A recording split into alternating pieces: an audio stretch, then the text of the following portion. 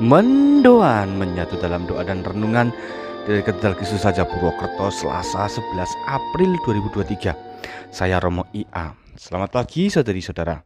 Karunia Paskah senantiasa membawa kita pada semangat yang tidak pernah pudar. Semoga pula seperti hari ini kita pun akhirnya menjadi pribadi yang mampu untuk berbuat baik bagi Injil dan juga bagi gerejanya. Sekarang kita awali persiaran kita dengan renungan dari Injil Yohanes bab 20 ayat 11 sampai 18. Dalam nama Bapa dan Putra dan Roh Kudus. Amin. Tuhan bersamamu dan bersama rohmu. Inilah Injil suci menurut Yohanes. Dimuliakanlah Tuhan. Setelah makam Yesus kedapatan kosong, maka Maria Magdalena berdiri dekat kubur dan menangis.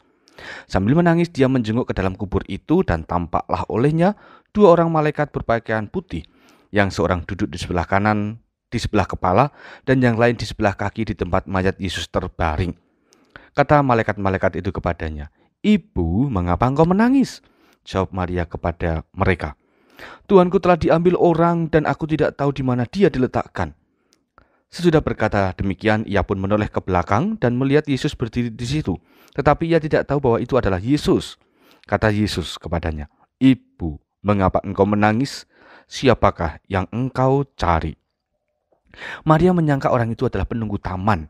Maka ia berkata kepadanya, "Tuan, jikalau Tuhan yang mengambil dia, katakanlah kepadaku di mana Tuhan meletakkan dia, supaya aku dapat mengambilnya." Kata Yesus kepadanya, "Maria."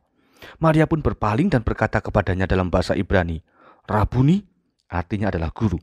Kata Yesus kepadanya, "Janganlah engkau memegang aku, sebab aku belum pergi kepada Bapa. Tetapi pergilah kepada saudara-saudaraku dan katakanlah kepada mereka bahwa sekarang aku akan pergi kepada Bapakku dan Bapamu, kepada Allahku dan Allahmu."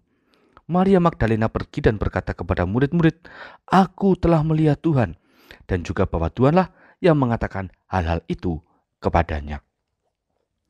Demikianlah sabda Tuhan. Terpujilah Kristus. Siapakah yang engkau cari? Begitulah pertanyaan Yesus kepada Maria Magdalena tadi.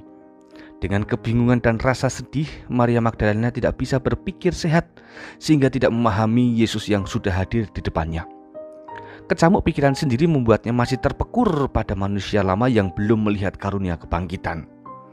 Saudari-saudara, Paskah merupakan tanda kasih Allah yang terutama. Paskah seharusnya membuat kita bisa penuh harapan memandang hidup. Kebangkitan Yesus bukan suatu tindakan biasa, melainkan puncak dari kasih yang menyelamatkan. Maka sebagaimana Maria Magdalena yang akhirnya membuka hati pada kehadiran Tuhan, muncullah rahmat Allah baginya.